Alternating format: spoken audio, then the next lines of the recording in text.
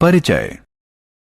मनुष्य, जंतु और पादप जीवित रहने के लिए ऑक्सीजन पर निर्भर होते हैं। कुछ जंतुओं की श्वसन तकनीक मनुष्यों के ही समान होती है, कुछ में श्वसन प्रक्रिया पूरी तरह भिन्न होती है। पादपों की श्वसन प्रणाली भी पूरी तरह अलग होती है। इस पाठ में हम जंतुओं और पादपों के श्वसन के बारे में विस्तार से पढ़ेंगे। उद्देश्य।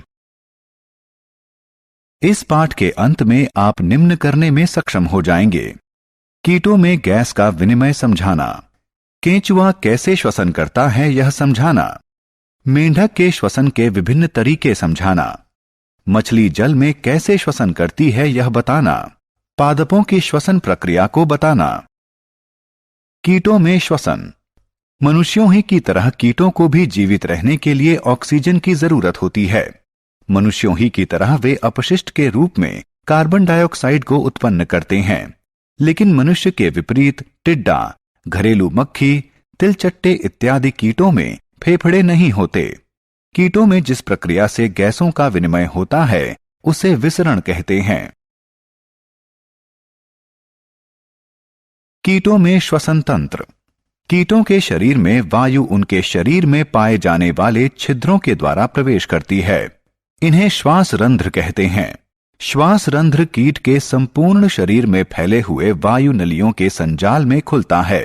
इन नलियों को श्वास नाल कहते हैं और ये गैसों का विनिमय सुलभ करती हैं। कोशिकाओं तक ऑक्सीजन श्वास नाल तंत्र के माध्यम से पहुंचती है और कोशिका से श्वास नाल तंत्र के माध्यम से कार्बन डाइऑक्साइड से लेकर श्वास रंध्रों से कीट के शरीर से बाहर निकल जाती है। केंचुए में श्वसन। केंचुए जैसे कीटों में फेफड़े नहीं होते, न ही उनके पास नाक होती है।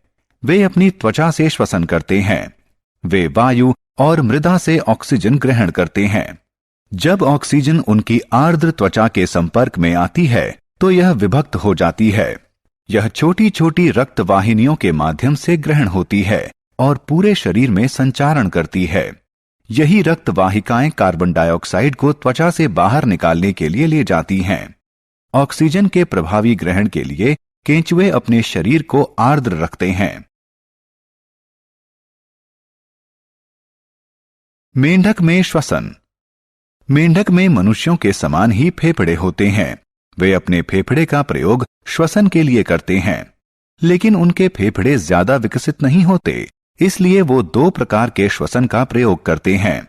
एक मुख श्वसन और दूसरा त्वचीय श्वसन। मुख श्वसन में ऑक्सीजन ग्रहण की जाती है और इनके मुख में स्थित रक्त वाहिनियों के माध्यम से कार्बन डाइऑक्साइड बाहर निकल जाती है। इस प्रक्रम के दौरान फेफड़े का रास्ता बंद रहता है। त्वचीय श्वसन में ऑक्सीजन त्वचा पर स्थित रक्त वाहिनियों के माध्यम से अवशोषित की जाती है। यह श्वसन तभी प्रभावी होता है जब त्वचा आर्द्र हो। इस श्वसन तकनीक का प्रयोग मेंढक जल और थल दोनों जगह करते हैं। मछलियों में श्वसन। क्योंकि मछली एक जलीय जीव है, इसका श्वसन तंत्र थलीय जंतुओं से भिन्न होता है। मछली के पास गलफड़ यानी गिल होते हैं जो इसे जल में श्वसन करने में सहायक होते हैं। अतः मछली को श्वास लेने के लिए जल की सतह पर आने की कोई बाध्यता नहीं होती। वे ऑक्सीजन युक्त जल को अपने मुंह में लेती हैं और उसे गलफड़ के पास भेज देती हैं। गलफड़ में रक्त वाहिनियां स्थित होती हैं जो ऑक्सीजन को ग्रहण कर लेती हैं और कार्बन डाइऑक्साइड को जल में त्याग देती हैं। ऑक्सीजन विहीन जल फिर गलफड़ के माध्यम से शरीर से निकाल दिया जाता है। पादप और श्वसन। पादपों में श्वसन दो रूपों में होता है। एक, जब पादप के रंध्र ऑक्सीजन ग्रहण करते हैं और कार्बन डाइऑक्साइड निर्मुक्त करते हैं। ये रंध्र पादप के संपूर्ण शरीर पर उपस्थित होते हैं, यहां तक कि जड़ों में भी। दूसरा, जब प्रकाश संश्लेषण होता है। श्वसन के इस रूप में पादप कार्बन डाइऑक्साइड ग्रहण करते हैं और ऑक्सीजन निर्मुक्त करते हैं।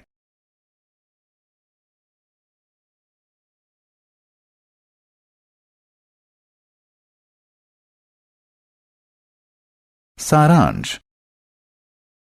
आइए हमने जो कुछ सीखा है उसे संक्षेप में दोहराएं। कीटों में वायु उनके शरीर के किनारों पर स्थित श्वास रंध्रों के माध्यम से प्रवेश करती हैं। केंचुआ अपनी त्वचा के माध्यम से गैसों का विनिमय करता है। मेंढक के पास मनुष्यों के समान श्वसन के लिए एक जोड़े फेफड़े होते हैं। उनकी त्वचा आर्द्र और श्लेष्मीय होती है। वे अपनी त्वचा से भी श्वसन कर सकते हैं। वे अपने मुख से भी श्वसन करते हैं। मछलियों के पास श्वसन के लिए विशेष अंग होता है जिसे गलफड़ यानी गिल कहते हैं। पादपों में श्वसन के दो रूप होते हैं।